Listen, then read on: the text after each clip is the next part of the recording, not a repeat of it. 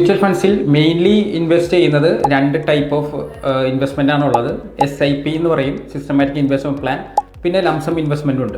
Lump sum investment എന്ന് പറയുന്നത് ഒരു ബൾക്ക് എമൗണ്ട് മാർക്കറ്റിലേക്ക് അറ്റ് എ ടൈം ഇൻവെസ്റ്റ് ചെയ്യുന്നതിനെയാണ് നമ്മൾ ലംസം ഇൻവെസ്റ്റ്മെൻറ്റ് എന്ന് പറയുക. ഇപ്പോൾ പെട്ടെന്ന് എൻ്റെ കയ്യിലൊരു 5 lakhs ഉണ്ട്, എനിക്കത് ഒറ്റയടിക്ക് മാർക്കറ്റിലേക്ക് ഇൻവെസ്റ്റ് ചെയ്യണമെങ്കിൽ എനിക്ക് ലംസമായിട്ട് അറ്റ് എ ടൈം പർച്ചേസ് ചെയ്യാം. അത് ലോങ് ടേമിലേക്ക് ഹോൾഡ് ചെയ്ത് നമുക്ക് അതിൻ്റെ ഒരു പ്രോഫിറ്റ് നമുക്ക് എത്രയാണോ അറ്റൈൻ ചെയ്യാൻ പറ്റുക എന്നുള്ളത് ഗ്രാഫ് ചെയ്തിട്ട് അത് നമുക്ക് റിഡീം ചെയ്തെടുക്കാവുന്നതാണ്. പിന്നെ സിസ്റ്റമാറ്റിക് ഇൻവെസ്റ്റ്മെൻറ്റ് പ്ലാൻ, അത് SIP, ഇത് സെക്കൻഡ് മെത്തേഡാണ്. ഇത് റെഗുലർ ഇൻ്റർവെൽസിൽ മാർക്കറ്റിലേക്ക് ഇൻവെസ്റ്റ് ചെയ്യുന്നതിനെയാണ് സിസ്റ്റമാറ്റിക് ഇൻ്റർവെൽ പ്ലാൻ. നമ്മൾ മന്ത്ലി ഇൻവെസ്റ്റ് ചെയ്യാം, അല്ലെങ്കിൽ വീക്ക്ലി ഇൻവെസ്റ്റ് ചെയ്യാം. ഇതിൽ നമ്മുടെ മെയിൻ ഗുണം എന്താണെന്ന് വെച്ചാൽ we are consistently investing in to the market. ഓരോ മാസത്തിലും, ഇപ്പോൾ മാസമാണ് നമ്മൾ സെലക്ട് ചെയ്യുന്നതെങ്കിൽ മന്ത്ലി നമ്മളൊരു തുക മാർക്കറ്റിലേക്ക് ഇൻവെസ്റ്റ് ചെയ്യുന്നുണ്ട്. ഇതിന്റെ ബെനിഫിറ്റ് എന്താണെന്ന് വെച്ചാൽ കോസ്റ്റ് ആവറേജിങ് നടക്കുന്നത് SIP-ലാണ്. SIP ഇൻവെസ്റ്റ് ചെയ്യുന്നത് ഏറ്റവും യൂസ്ഫുൾ ആയിട്ടുള്ളവർക്ക് സാലറീഡ് ആയിട്ടുള്ള എംപ്ലോയീസിനായിരിക്കും. ബേസിക്കലി ഒരു മന്ത്ലി സേവ് ചെയ്യാൻ പറ്റുന്നത്, അതായത് നമ്മൾ സേവ് ചെയ്തതിനേക്കാൾ നല്ലത് നമ്മുടെ മണി നമുക്ക് വേണ്ടി വർക്ക് ചെയ്യുന്നത്, അതായത് ഇൻവെസ്റ്റ് ചെയ്യുന്നതാണ് എപ്പോഴും നല്ലത്. അപ്പോൾ സാലറീഡ് ആയിട്ടുള്ള എംപ്ലോയീസിന് നല്ലൊരു ഓപ്ഷൻ ആയിരിക്കും SIP. They will be easy to invest in the market. ഇപ്പോൾ ലംസമാണ് നോക്കുന്നതെങ്കിൽ